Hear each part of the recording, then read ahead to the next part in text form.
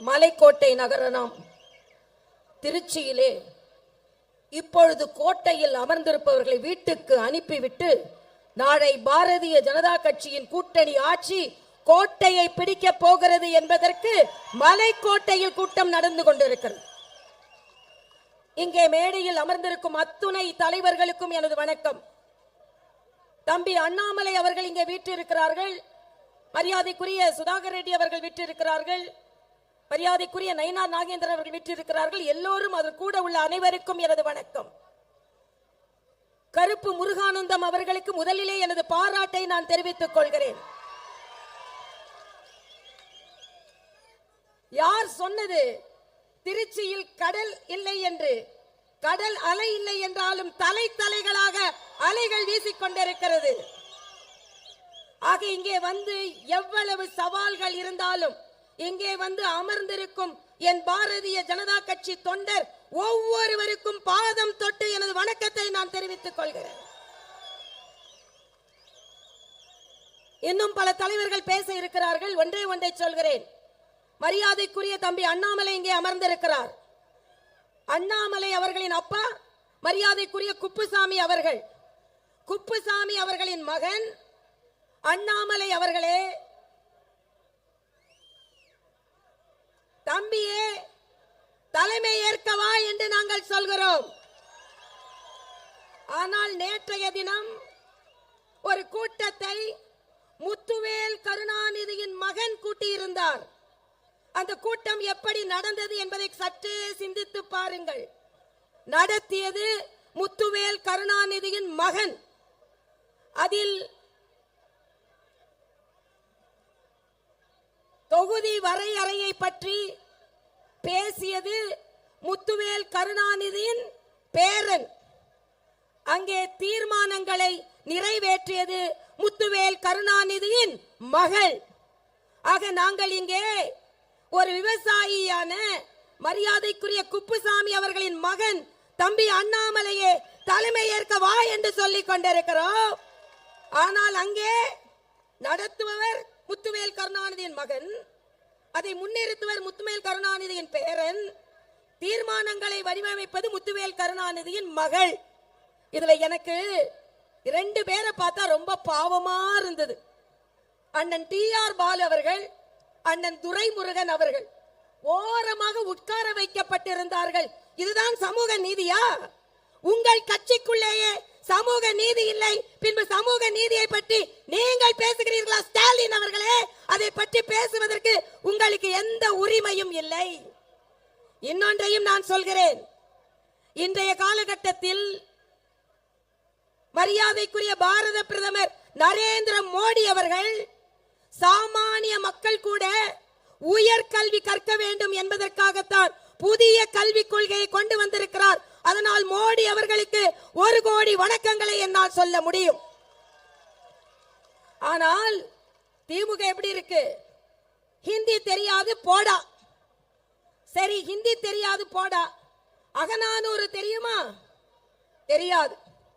புறநானூறு தெரியுமா? தெரியாது. 200 தெரியுமா? தெரியும். ஏனென்றால் நாங்களெல்லாம் 200 ஊபிஸ், அதனால 200 எங்களுக்கு தெரியும். ஆக ஹிந்தி தெரியாது போடாம்பீங்க, ஆனா அகநானூறு தெரியாது, புறநானூறு தெரியாது, ஆனா 200 தெரியும். ஆனால் உங்களிடம் ஒன்றை சொல்லிக் கொள்கிறேன். ஸ்டாலின் அவர்களே, சாமானிய வீட்டு குழந்தைகள் படிக்க கூடாது, ஆனால் செல்வந்தர்கள் வீட்டு குழந்தைகள் படிக்க வேண்டும் என்று சொன்னால் உங்களுக்கு தமிழக மக்கள் மன்னிப்பே கொடுக்க மாட்டார்கள். நீங்கள் நிச்சயமாக வீட்டிற்கு சென்றே ஆக வேண்டும் என்பதை இந்த மலைக்கோட்டையில் நாங்கள் உறுதிமொழி ஏற்கிறோம். இன்றைய காலகட்டத்தில் எதற்காக நாம் இங்கே கூடியிருக்கிறோம்? பொய் பிரச்சாரம் செய்து கொண்டே இருக்கிறார்கள். பாரதிய ஜனதா கட்சி இந்தியை திணிக்க போகிறது என்று சொல்கிறார்கள். இல்லை, நாங்கள் திணிக்க போவதில்லை, இந்திய மொழியை படியுங்கள் என்று சொல்கிறோம். ஆனால் நீங்கள் இப்படி சொல்லிக் கொண்டே இருக்கிறீர்கள். தமிழையாவது ஒழுங்கா படிக்கிறீர்களா? நான் ஏற்கனவே சொன்னதை போல அண்ணன் துரைமுருகன் அவர்களும் அண்ணன் டி.ஆர். பாலு அவர்களும் ஒரு ஓரத்தில் உட்கார்ந்து இருக்காங்க. திராவிட முன்னேற்ற கழக தொண்டர்களை உங்களிடம் ஒன்றை கேட்டுக்கொள்கிறேன். ஒரு குடும்பம் வாழ்வதற்காக, ஒரு கூட்டம் என்றால் அந்த குடும்பத்தை சார்ந்தவர்கள் பேசுவதற்காக, அந்த குடும்பத்தை சார்ந்தவர்கள் அனுமதிக்காக அவர்கள் அனுபவிக்க வேண்டும் என்று ஓடோடி உழைக்க போகிறீர்களா? இல்லை என்றால் பாரதிய ஜனதா கட்சி போன்ற சமூக நீதியை பின்பற்றும் கட்சியை நீங்கள் ஆதரிக்க போகிறீர்களா என்று நான் கேட்டுக்கொள்கிறேன். வருங்காலத்தில் 2026 திராவிட முன்னேற்ற கழக தொண்டர்கள் பாரதிய ஜனதா கட்சிக்கு பணியாற்றுவார்கள் என்பதை நான் தெரிவித்துக் கொள்கிறேன். ஏனென்றால் அங்கே பணியாற்றினா முத்துவேல் கருணாநிதியின் பேரன் மகன் மகள், ஆனால் இங்கே பணியாற்றினால் குப்புசாமியின் மகன் அண்ணாமலை. ஆக இந்த காலகட்டத்தில் நான் ஒண்ணு சொல்றேன், RS பாரதின்னு ஒரு அண்ணன் இருக்கார். நாம அப்படிலாம் சொல்ல மாட்டோம். நாம மோடின்னு சொல்லிதான் பழக்கம், நம்மளுக்கு கேடின்னு சொல்லிலாம் பழக்கம் கிடையாது. ஆனா அவர்கள் சொல்வதை போல நீங்க சொன்னா, தொண்டர்கள் சொன்னால் அதை நான் ஒத்துக்கொள்கிறேன். சொல்றாரு என்னை பார்த்து, அது இது என்னன்னு கேட்டா ஒருத்தர் ட்விட்டர்ல எழுதுறாரு, என்னோட அவருக்கு 15 வயசு பெரியவராம், அதனால அது இதுன்னு எழுதுவாராம். நான் இன்று மருத்துவராக உங்கள் முன்னால் நின்று கொண்டிருக்கிறேன். தொண்டர்களை உங்களிடம் சொல்கிறேன், இதை பக்கத்தில் உள்ள தஞ்சை மருத்துவக் கல்லூரியில் தான் நான் படித்தேன். இன்று கூட புன்னைநல்லூர் மாரியம்மனை பார்த்து எழுதிவிட்டு நான் வந்தேன். சென்னையில் பிறந்த எனக்கு அன்பை சொல்லிக் கொடுத்தது இந்த தஞ்சை மண். சாமானிய மக்களின் வாழ்வை சொல்லிக் கொடுத்தது இந்த தஞ்சை திருச்சி மண். ஒரு பரீட்சையில் கூட ஃபெயில் ஆகாத மாணவி நான். உயர்கல்வி படித்திருக்கிறேன். இதுவரை இந்தியாவில் ஒரு சிலரே படித்திருக்கின்ற பீட்டல் தெரப்பி என்ற படிப்பை படித்திருக்கிறேன். ஆனால் என்னை பார்த்து சொல்கிறீர்கள் என் தந்தையின் கோட்டாவில் நான் படித்தேன் என்று. நான் கேட்கிறேன், உதயநிதியை துணை முதலமைச்சராக வைத்திருக்கிறீர்களே, யாருடைய கோட்டாவில் வைத்திருக்கிறீர்கள்? முதலமைச்சர் ஸ்டாலின் அவர்களே, இன்று ஸ்டாலின் அவர்கள் முதலமைச்சராக உட்கார்ந்து இருக்கிறீர்களே, நான் சிறு வயதிலிருந்து பார்த்திருக்கிறேன். அந்த கட்சிக்கு ஓடி ஓடி உழைத்தவர்கள் நாஞ்சில் மனோகரன், மதியழகன், KA கிருஷ்ணசாமி, அன்பழகன், இவர்களை எல்லாம் விட்டு ஸ்டாலின் அவர்களே உட்கார்ந்து இருக்கிறீர்களே, எந்த கோட்டாவில் உட்கார்ந்து இருக்கிறீர்கள்? எந்த கோட்டாவில்? இன்னைக்கு நாம உழைக்கிறோம், நமக்கு வேர்க்குது. ஆனா நேத்து உதயநிதி பேசும்பொழுது ஒரு 4 வார்த்தைய பேப்பரை பார்த்து படிக்கல, வேர்க்குது வேர்க்குது வேர்க்குது. அப்ப தகுதி இல்லாமல் ஒரு இடத்தில் வைத்திருந்தால் நிச்சயமாக உங்களுக்கு வேர்க்கத்தான் செய்யும். அதனால் சொல்கிறேன், இன்றைய காலகட்டத்தில் பாரதிய ஜனதா கட்சி நிச்சயமாக வெற்றி பெறும்.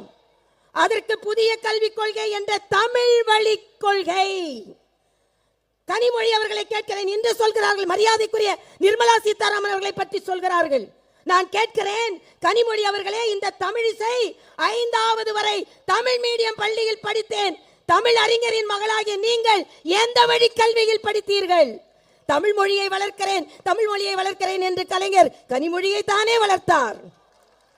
தமிழ் மக்களை பாதுகாக்கிறேன், தமிழ் மக்களை பாதுகாக்கிறேன் என்று தம் மக்களை தானே பாதுகாத்தார். அதனால் தான் சொல்கிறேன், இந்த கோட்டை மாநகரில் இருந்து நீங்கள் கோட்டை விட போகிறீர்கள், நாங்கள் கோட்டையை பிடிக்க போகிறோம் என்று சொல்கிறேன். எல்லோரும் பேச இருப்பதால் சூரியன் உதிக்கிறதோ இல்லையோ,